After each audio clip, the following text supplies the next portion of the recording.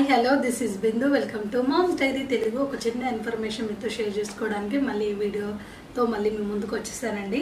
Last Saturday నేను హాస్పిటల్కి వెళ్ళానండి. బాగా కొంచెం నీరసంగా ఉంటుందని కపుల్ ఆఫ్ డేస్ నుంచి. ఎవ్రీ టైం మనకు డాక్టర్స్ చెప్పింది మనం ఖచ్చితంగా నెగ్లెక్ట్ చేస్తాం కదండి. సో చాలా టైమ్స్ నాకు కాల్షియం డెఫిషియన్సీ ఫస్ట్ నుంచి ఉండేది. సో నేను ఎప్పుడు నెగ్లెక్ట్ చేస్తూ వచ్చేదాన్ని, కానీ ఈసారి బాగా దాని ఎఫెక్ట్ అనేది తెలిసింది నాకు, ఐరన్ అండ్ కాల్షియం.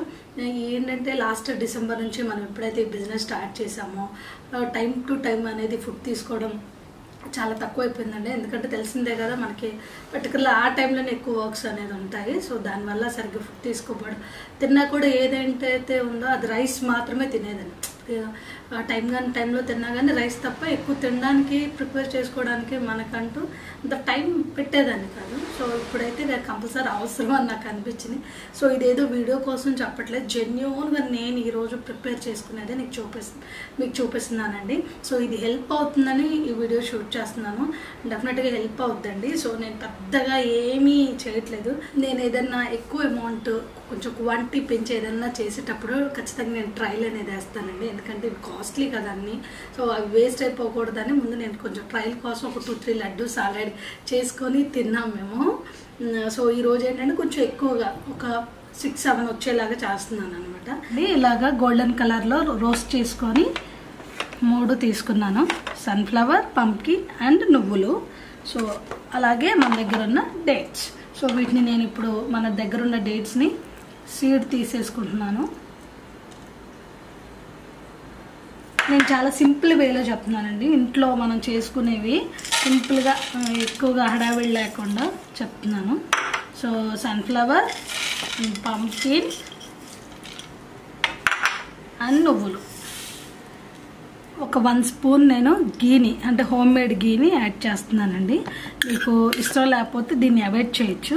సో ఇది గీ అనేది పూర్తిగా బ్యాడింగ్ కాదండి, గుడ్ క్వాలిటీస్ కూడా ఉంటాయి మన బాడీకి కావాల్సినవి.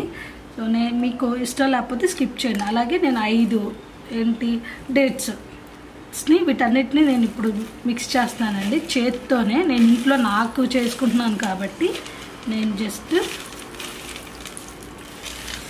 వేడిగా ఉంది, ఇవన్నీ వేడిగా ఉన్నాయి డ్రై ఫ్రూట్స్. సో చిన్నగా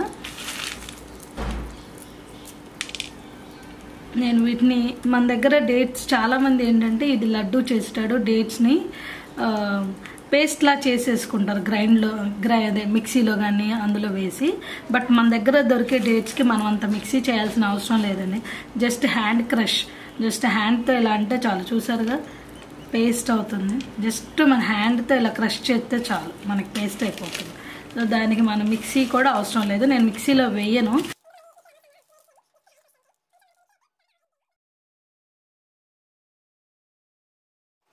అంటే 11 లడ్డూస్ అయ్యాయి నాకు. ఇప్పుడు టేస్ట్ చేద్దాం. నేను టేస్ట్ చూస్తాను ఎలా ఉందో.